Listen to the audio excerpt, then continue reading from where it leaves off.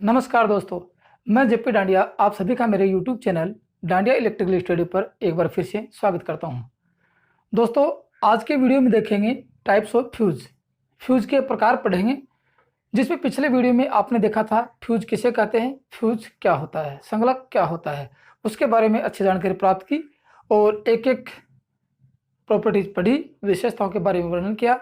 तो उन्हीं विशेषताओं को आधार रखते हुए उसी पिछले वीडियो के अर्थात टॉपिक को जारी रखते हुए आज के वीडियो में आज पढ़ रहे हैं टाइप्स ऑफ फ्यूज, संगलक के प्रकार। फ्यूज कितने प्रकार के होते हैं और एक सबसे बड़ा इंपॉर्टेंट टॉपिक है अपना, क्योंकि फ्यूज के बिना अपना कोई भी सर्किट संपूर्ण होने वाला नहीं है। अर्थात सुरक्षा उपकरण, सुरक्षा युक्ति के बिना अपन कोई भी सर्किट पूरा नहीं कर सकते। इसको अहम भूमिका मानते हुए सबसे पहले याद किया जाता है और सबसे पहले संयोजित किया जाता है। ये तो हमने पिछली वीडियो में देख लिया था।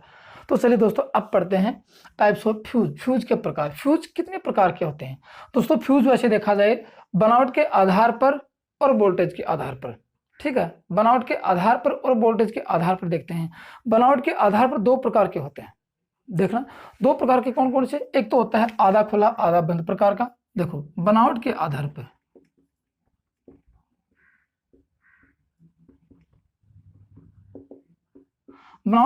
पर नंबर एक, आधा बंद प्रकार,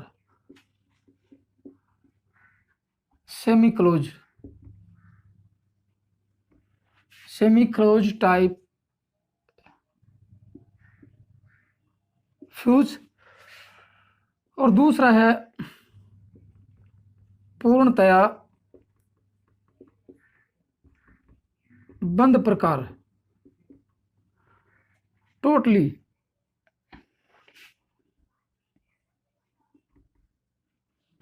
क्लोज्ड टाइप फ्यूज। एक ये था। ये तो किसके आधार पर दोस्तों? बनावट के आधार पर। देखो दोस्तों, अब भी जब भी आप फ्यूज देखोगे तो कुछ फ्यूज तो आपको पूरी तरह बंद मिलेंगे। बंद का मतलब ये होता है कि फ्यूज वायर आपको दिखाई नहीं दे, किसी बॉक्स या किसी ट्यूब में बंद हो, अर्थात वातावरण का प्रभाव नहीं हो, वायु के संपर्क में नहीं हो। और आधा बंद प्रकार का फ्यूज वो होता है जो फ्यूज वायर वातावरण के संपर्क में हो, वायु के संपर्क में हो। आधा खुला आधा बंद प्रकार का कहलाता है। जैसे किटकैट फ्यूज आम भाषा में देखते हैं, अपन रोज देखते हैं, अपने घरों में फ्यूज लगाते हैं। दो भाग होते हैं, आधार और बेस, वो होते हैं।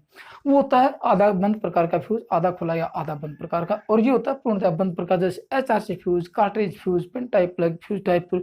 ये सारे के सारे क्या है? ये पूर्णतः बंद प्रकार के फ्यूज हैं।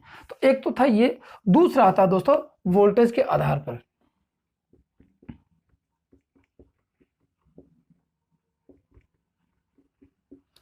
वोल्टेज के आधार पर यह आता है, देखो इसमें आता है, एक तो आता है HV, high voltage fuse type fuse, high voltage type fuse. और दूसरा आता है लो वोल्टेज टाइप्स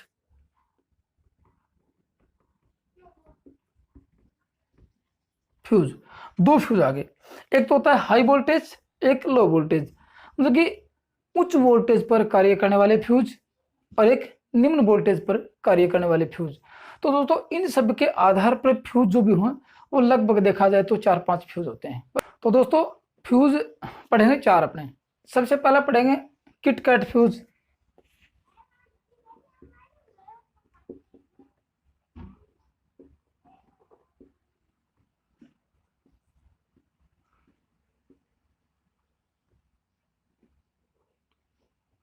दूसरा पढ़ेंगे कार्ट्रिज फ्यूज।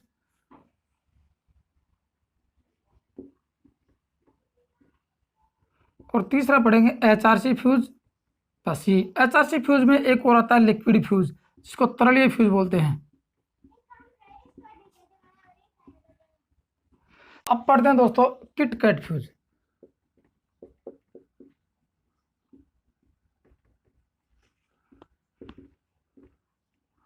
अब देखो, पहले फ्यूज में किटकैट फ्यूज किसे कहते हैं? नियमी भाषा के आधार पर किन किन नामों से जाना जाता है और परीक्षा में किन किन नामों के आधार पर इस फ्यूज का वर्गीकरण किया गया था और प्रश्न छपा गया था, वो नाम पहले देख लेते हैं कि किट कट फ्यूज क्या होता है, इसको पहले बोलते हैं पुनः तारण फ्यूज।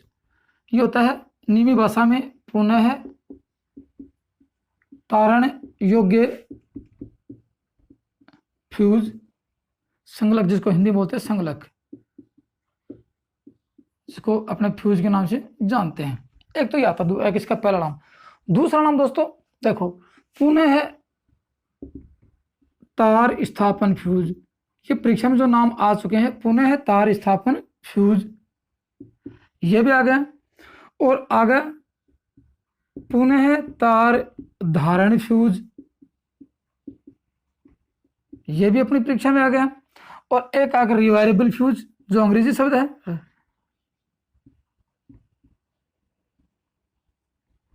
Rewirable fuse. ये नाम जो परीक्षा में आ चुके हैं, ये सारे के सारे क्या है, ये तो अपना नियमी का शब्द है, पुनः तारण योग्य संगलक, और पुनः तार स्थापन फ्यूज, पुनः तार धारण फ्यूज और रिवायरेबल फ्यूज, ये तो थे। अब रिवायरेबल फ्यूज क्यों कहते हैं, पुनः तार स्थापन फ्यूज क्यों कहते हैं? क्योंकि दोस्तों इस फ्यूज में फ्यूज वायर जब जल जाता है, अपने निर्धारित मान से विद्युत धारा प्रवाहित होने पर जल जाता है या मेल्ट हो जाता है, उसके बाद नया फ्यूज वायर स्थापित करके इस फ्यूज को तो वह पुनः काम में ले सकते हैं। बाकी जो फ्यूज होते हैं, बाकी जो पूर्णतः बंद प्रकार के फ्यूज होंगे, सारे यूज एंड थ्रो आएंगे। एक बार फ्यूज जल गया, यूज एंड थ्रो फेंक दो, नया फ्यूज नहीं पूरा सेट लगाना पड़ता है। इसलिए इसको कहते हैं किट कट फ्यूज को पुनः तार स्थापन फ्यूज कहते हैं, रिवायरेबल फ्यूज कहते हैं। ये तो थी बात दोस्तों इस किट कट फ्यूज का नाम। अब इसको क्या कहेंगे, ये आधा बंद और आधा खुले प्रकार का फ्यूज होता है, ठीक है ना। आधा बंद और आधा खुले प्रकार का फ्यूज होता है, क्योंकि दो भाग होते हैं इसके अंदर, एक होता है बेस और एक होता है कैरियर, जिसको आधार बोलते हैं और वाहक बोलते हैं, ठीक है। अब इसको इसीलिए तो कहते हैं कि आधा खुला, क्योंकि इसका जो फ्यूज वायर होता है वो वातावरण के संपर्क में रहता है। फ्यूज कैरियर में आप फ्यूज वायर लगाकर फ्यूज आधार में जब डाल देंगे, जैसे यहाँ बोर्ड पे आपको, यहाँ देखो बोर्ड पे आपको जो तस्वीर लग रही है ना, इसमें ऊपर वाला मैं आपको बताऊं भाग कितने होते हैं। पहले भाग देख लो, जिसके कितने भाग होते हैं। अब उसमें भागों में देखो दोस्तों, भागों में सबसे पहले आता है कि इसके दो भाग होते हैं, दो भाग होते हैं। पहला भाग होता है फ्यूज बेस, जिसको अपने नियमी भाषा में बोलते हैं फ्यूज आधार। दूसरा होता है फ्यूज कैरियर, दूसरा होता है कैरियर फ्यूज वाहक। दोनों नाम है देखो। अब दोनों का वर्गीकरण देखो, आप यदि बोर्ड पे यहां तस्वीर देखो, दोनों में लिखा है देखो सामने, ऊपर वाला फ्यूज आधार है, फ्यूज बेस है। अब ये किससे बना होता है, देखो आप देखोगे कि ये चीनी मिट्टी या पोर्सिन से बना होता है, ठीक है। इसका जो आकार होता है किससे स्थापित किया गया, किस धातु से, चीनी मिट्टी या पोर्सिन से बनाया गया है इसको भी, और दोनों को ही चीनी मिट्टी पोर्सिन से बनाया गया है। अब आते हैं इसके अंदर जो कॉन्टेक्ट बिंदु दिख रहे हैं आपको, इस बेस के अंदर जो कॉन्टेक्ट बिंदु, जो कॉन्टेक्ट टर्मिनल दिख रहे हैं, वो सब किसके हैं, पीतल के होते हैं। अब आधार का काम क्या होता है, देखो आधार का काम क्या होता है, ये सर्किट में, ठीक है ना, सर्किट में या परिपथ में या बोर्ड पर स्थापित किया जाता है, ठीक है। सर्किट में, परिपथ में लगाया जाता है और बोर्ड पर स्थापित किया जाता है। और ये फ्यूज वाहक को, इसको फ्यूज कैरियर को ग्रहण करता है, अपने अंदर समायोजित करता है। इसके अंदर फ्यूज कैरियर को उठाया और इसके अंदर लगा दिया। ये तो था इसका बेस, जो चीनी मिट्टी का था। इसका काम क्या है, ये इनकमिंग और आउटगोइंग संयोजक तारों को, कनेक्शन वायर को अपने पास रखता है। इसके अंदर आता है कि इनकमिंग तार आया और आउटगोइंग चला गया।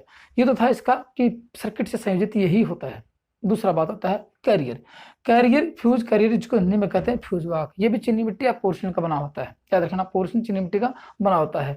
इसके दोनों सिरों पर जो कॉन्टेक्ट बिंदु लगे होते हैं, ये भी पीतल के होते हैं। अब पीतल क्या है, पीतल एक प्रकार की मिश्र धातु होती है, वो बताएंगे किस किस की मिश्र धातु है। अब इसका काम इसलिए होता है कि फ्यूज एलिमेंट, ठीक है ना, फ्यूज जिसको हिंदी में कहते हैं फ्यूज एलिमेंट, फ्यूज घटक, फ्यूज एलिमेंट या फ्यूज घटक को कहाँ लगाया जाता है, फ्यूज वाहक के अंदर स्थापित किया जाता है।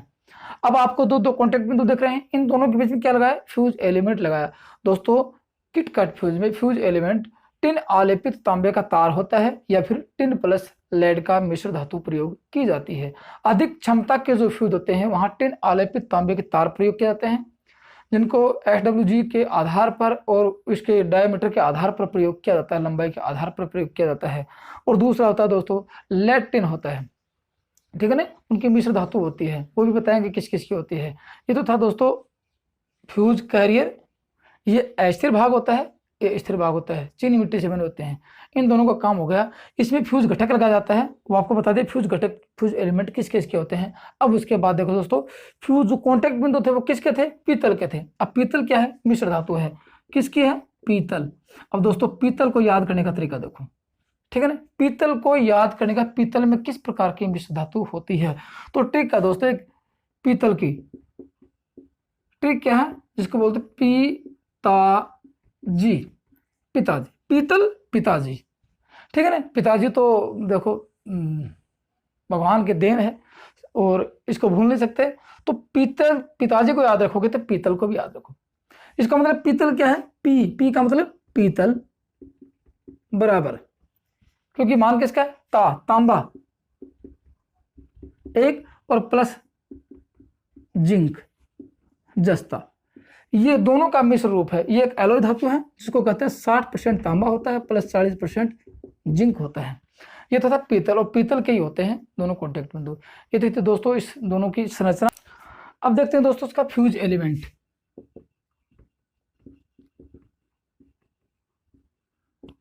फ्यूज एलिमेंट, फ्यूज घटक। फ्यूज घटक में मैंने आपको बताया अधिक क्षमता के फ्यूज में टिन आलेपित तांबा, एक तो आता है, पहला आता है टिन आलेपित तांबा और दूसरा आता है टिन प्लस लेड की मिश्र धातु। ये आता है टिन प्लस लेड की मिश्र धातु। टिन कितना आता है 67% प्लस 63% और ये 37%, इतना होता है, जो बोलते हैं टिन प्लस लेड। ये मिश्र धातु प्रयोग करते हैं कम क्षमता के फ्यूज में, ये प्रयोग करते हैं, और अधिक क्षमता के फ्यूज में टिन आलेपित तांबे के तारों का प्रयोग किया जाता है। ये तो थे दोस्तों इसकी बात। अब कहते हैं इसका गलनांक कितना होता है। गलनांक दोस्तों केल्विन में, गलनांक फ़ारेनहाइट में, गलनांक डिग्री सेंटीग्रेड में, ठीक है। तो गलनांक देखो टिन प्लस, ये इसकी जो मिश्र धातु होती है इसका 183 डिग्री सेंटीग्रेड के करीब गलनांक होता है। ये तो डिग्री सेंटीग्रेड में था, ठीक है, ये किस में था, डिग्री सेंटीग्रेड में। दूसरा आता है 456 डिग्री केल्विन, ये किस में आ गया, ये आ गया केल्विन में, और ये 361 डिग्री फ़ारेनहाइट, ये इसका गलनांक था। और इसका गलनांक दोस्तों पता है 1085, लगभग 1086। ये तो दो थे इसके फ्यूज एलिमेंट, फ्यूज घटक या फ्यूज वायर बोल दो जिसको,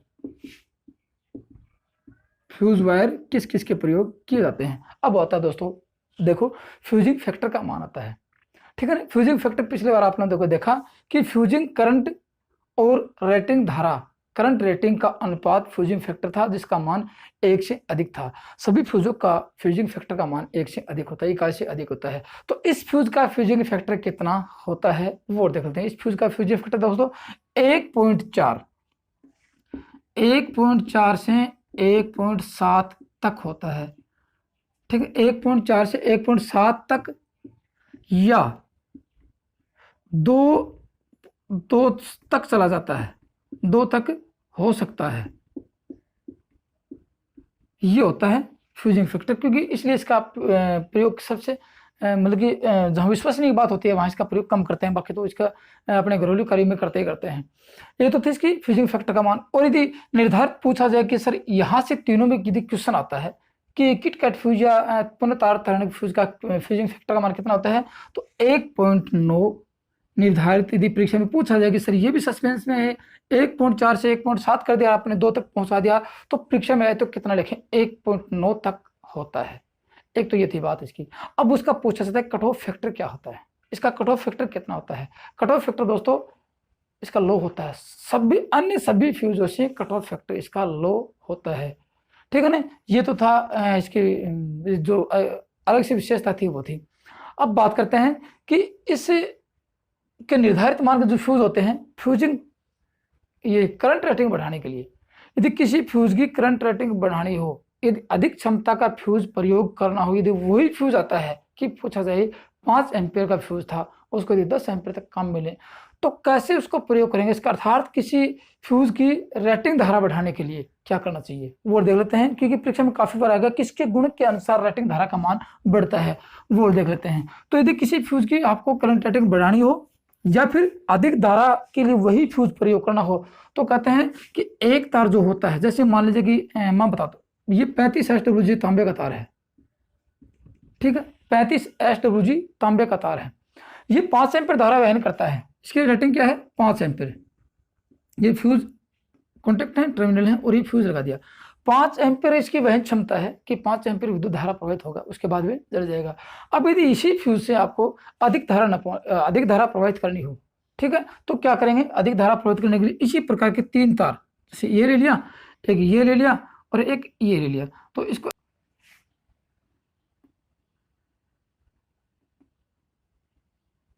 इन दोनों को आपस में लड़ी बना दो, मतलब कहने का मतलब समानांतर में स्थापित कर दो, तीनों तारों को समानांतर में स्थापित कर दो, 3 करने हैं ज्यादा कर 2 कर दो, तो 2 या 2 से अधिक तारों को समानांतर में स्थापित लड़ी की तरह प्रयोग कर लो, तो वो एक फ्यूज वायर बन जाएगा, जिसमें कहते हैं कि एक फ्यूज वायर की क्षमता कितनी थी 5 एम्पियर, 2 की कितनी 10 एम्पियर, 3 की कितनी 15 एम्पियर, लेकिन ऐसा नहीं होता है, क्या देखना बात। तो फिर क्या होगा, इसकी ये किसके गुणक में बढ़ेगा, तो ये 5 एम्पियर एक फ्यूज की थी 5 एम्पियर, तार कितने लिए 3, फ्यूज वायर कितने थे 3, तो फिर कहेंगे ये 0.7 से, ठीक है ना, 0.7 या 0.8 आता है कि ये किसके गुणक में बढ़ेगा, फ्यूजिंग फैक्टर, इसकी फ्यूज रेटिंग का मान 0.7 से 0.8 के गुणक में इसकी रेटिंग बढ़ जाएगी, ठीक है। तो अब आ गया कि 5 से 15, ठीक है ना, 15 ये हो गया, 15 से 0.8 यदि गुणक इसके गुणक के तौर पर लेते हैं तो 12 एम्पियर इस फ्यूज की रेटिंग हो जाएगी, 5 एम्पियर फ्यूज की 12 एम्पियर फ्यूज की रेटिंग हो जाएगी। ये तो थी दोस्तों इसकी ये अपने इसकी रेटिंग बढ़ाने की, फ्यूज की रेटिंग कैसे बढ़ाएं। अब दोस्तों एक स्पेशल बात आती है, नोट लगा के लिख लेना, कि किसी फ्यूज से और करंट प्रोटेक्शन के लिए किसी भी फ्यूज की, अब देखते हैं ना कि फ्यूजिंग फैक्टर का मान कितना होता है, जैसे HRC का 1.1 होता है, ठीक है ना, और किट कैट फ्यूज का 1.4 से 1.72 तक चला जाता है, अन्यथा 1.9 होता है, उसी प्रकार के। तो किस प्रकार के फ्यूज अच्छे से अच्छे कार्य आ सकते हैं और करंट के लिए, जिनमें फ्यूजिंग फैक्टर का मान कितना होना चाहिए, यदि इससे अधिक है तो क्या और करंट प्रोटेक्शन कर सकते हैं, क्या विश्वसनीय है, तो कहते हैं कि यदि और करंट प्रोटेक्शन चाहिए आपको, और करंट प्रोटेक्शन मतलब सुरक्षा, और करंट सुरक्षा के लिए फ्यूजिंग फैक्टर का मान प्रत्येक फ्यूज का कितने से ज्यादा नहीं होना चाहिए, तो आता है कि 1.4 से अधिक नहीं होना चाहिए। दोस्तों याद रखना स्पेशल, एक तो 0.7 से 0.8 वाली बात, एक ये कि 1.4 से अधिक नहीं होना चाहिए यदि आपको और करंट प्रोटेक्शन चाहिए तो। अब बात है कि यदि आपको शॉर्ट सर्किट प्रोटेक्शन चाहिए तो, कि बाकी फ्यूजों में से कौन सा फ्यूज सबसे अच्छा होता है, तो HRC फ्यूज शॉर्ट सर्किट सुरक्षा के लिए सबसे महत्वपूर्ण उपयोगी होता है। बाकी होते तो सारे ही, क्योंकि फ्यूज 2 सिद्धांत पर कार्य करता है, तो ओवरलोड पे या फिर शॉर्ट सर्किट पे। शॉर्ट सर्किट सुरक्षा के लिए होता है। अब देखो किट कैट फ्यूज का फ्यूजिंग फैक्टर का मान कितना था, क्योंकि ये क्या है फ्यूजिंग फैक्टर, और दोस्तों फ्यूजिंग फैक्टर की इकाई मैंने आपको पिछली वीडियो में बताई थी कि फैक्टर जहां लग गया, गुणक जहां लग गया, उसकी कोई इकाई नहीं होती, तो फ्यूजिंग फैक्टर की कोई इकाई नहीं होती है। दोस्तों बात करते हैं कि किट कैट फ्यूज का प्रयोग घरेलू तार स्थापन में, घरेलू वायरिंग में कितने एम्पियर तक प्रयोग करते हैं, या औद्योगिक वायरिंग में कितने एम्पियर तक प्रयोग करते हैं। इसलिए कहते हैं कि किट कैट फ्यूज का प्रयोग 200 एम्पियर तक उपयुक्त होता है। घरेलू वायरिंग, घरेलू तार स्थापन में 200 एम्पियर तक प्रयोग किए जाते हैं। वैसे देखा जाए तो दोस्तों देखो, वैसे देखा जाए तो किट कैट फ्यूज क्या है, एक पूर्णतया नहीं सॉरी आधा बंद व आधा खुले प्रकार के फ्यूज होता है, अर्थात खुला भी है और बंद भी है। इसलिए आधा खुला आधा बंद प्रकार का फ्यूज मानो, या फिर कहते हैं पूर्णतया खुले प्रकार की फ्यूज की रेटिंग क्या होती है 5 एम्पीयर से 3000 एम्पीयर क्षमता तक बनाए जाते हैं। लेकिन घरेलू तार स्थापना में इस किट कट फ्यूज की रेटिंग क्या है, 200 एम्पीयर ही होती है। ठीक है, तो याद रखना इसकी रेटिंग क्या रहेगी, 200 एम्पीयर। और पूर्णतः खुले प्रकार में कितने एम्पीयर तक बनाए जाएंगे, 5 एम्पीयर से 3000 एम्पीयर तक ही फ्यूज बनाए जाते हैं, जो कि टिन आलेपित तांबे के तार होते हैं। एक तो थी वास्तविक ये। अब देखते हैं इसकी विशेषता क्या होती है, गुण क्या होते हैं, अवगुण क्या होते हैं। लास्ट टॉपिक ये, फिर उपयोग देखते हैं, फिर किट कट फ्यूज पूरा। तो अब देखते हैं इसके अवगुण क्या होते हैं। देखो अवगुण क्या होते हैं। एक तो ये अवगुण में सबसे बड़ा आता है कि फ्यूज बदलते समय ऑपरेटर को झटका लगने की संभावना बनी रहती है। मैंने आपको बताया था कि फ्यूज उड़ते हैं तो फ्यूज की कंडीशन क्या होती है। फ्यूज उड़ता है, फ्यूज जलता है, मेल्ट होता है, तो फ्यूज की कंडीशन क्या होती है, शॉर्ट सर्किट से चलेगा तो पूरा फ्यूज वायर, फ्यूज एलिमेंट पूरा गायब। यदि ओवरलोड से चलता है तो फ्यूज एलिमेंट एक साइड से जलेगा, पिघल कर बाहर आ जाएगा। यदि आप उसको पकड़ के ऐसे, जैसे फ्यूज कर दिख रहा है आपको, आप इसको पकड़ के बाहर खींचोगे, ठीक है, तो क्या होगा, आपको ऐसा लगेगा कि फ्यूज वायर अपने हाथ में आएगा और झटका लगने की संभावना बनी रहेगी। सबसे पहला अवगुण ये होता है।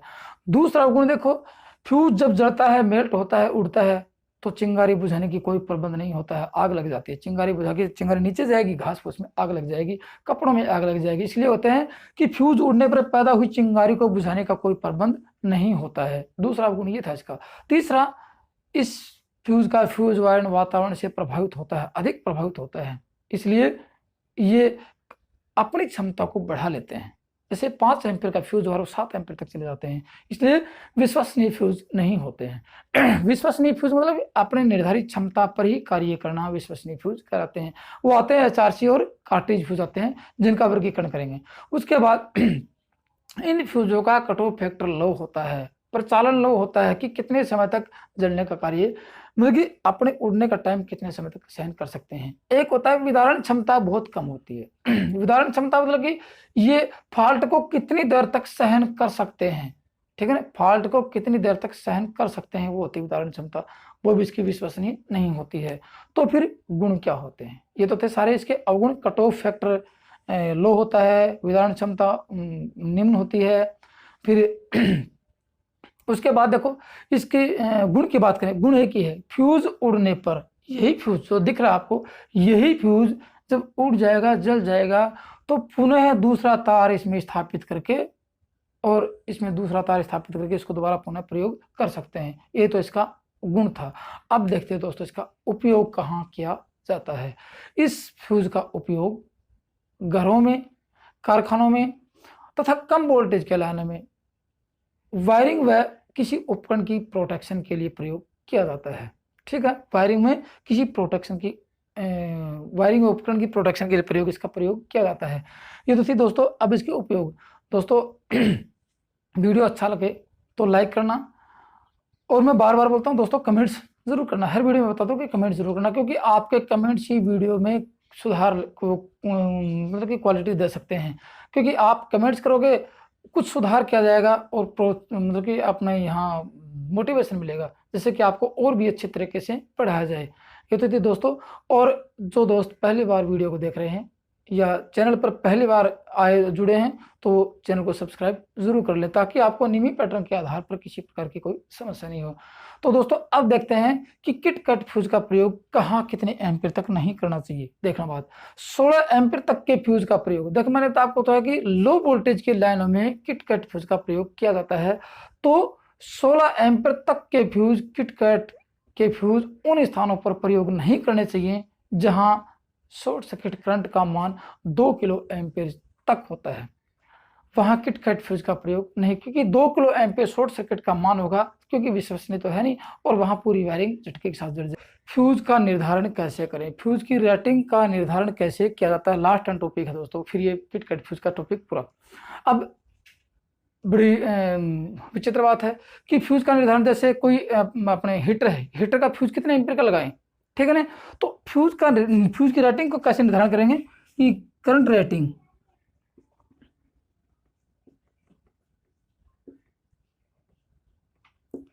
फ्यूज का निर्धारण कैसे करें, जैसे फ्यूज का वाट आती है, पावर आती है, यदि किसी उपकरण के लगाएं, पावर अपॉन वोल्टेज इंटू 1.25 के गुणक में इसकी रेटिंग का निर्धारण किया जाता है। एक तो ये आता है। फिर उसके बाद आता है कि आपको पावर नहीं है, यदि फिर आपको वोल्टेज कितनी, कोई मोटर ले ली, मोटर कितने एम्पीयर का करंट लगी, कितने वाट की मोटर है, तो आगे कि वाट तो ये है और वोल्टेज में इसका भाग देके 1.25 से गुणा कर दो। उसके बाद आता है कि मोटर है ही नहीं और आपको सिर्फ ओनली धारा का मान दिया गया है कि इतने एम्पीयर के धारा सर्किट में धारा चल रही है, तो कितने एम्पीयर का बैकअप फ्यूज लगाया जाएगा। तो दोस्तों 1.25 से गुणा, और शॉर्टकट में देखा जाए तो दोस्तों 1.5 पे आता है, गुणक में राउंड फिगर में देखा तो 1.5 पे आता है, लेकिन 1.25 ही सही माना जाता है। ये फ्यूज करंट रेटिंग का निर्धारण किया जाता है, ठीक है। क्योंकि जब कोई मोटर चलती है, जैसे अपने एसी की मोटर चलाते हैं, तो शुरू में कितना एम्पीयर करंट लेती है, तो इतने उस एम्पीयर को सहन करने के लिए 1.25 का गुणक अधिक रखा जाता है। ये तो थी दोस्तों इस करंट अपने किटकैट फ्यूज की विशेषताएं, किटकैट फ्यूज के प्रयोग। और अगला जो फ्यूज पढ़ेंगे दोस्तों वो आता है अपने कार्ट्रिज फ्यूज आता है, तो जिसको हिंदी में कहते हैं कारतूस फ्यूज।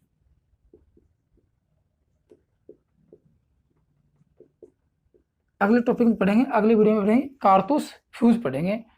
तो आज के वीडियो में दोस्तों इतना ही है। धन्यवाद।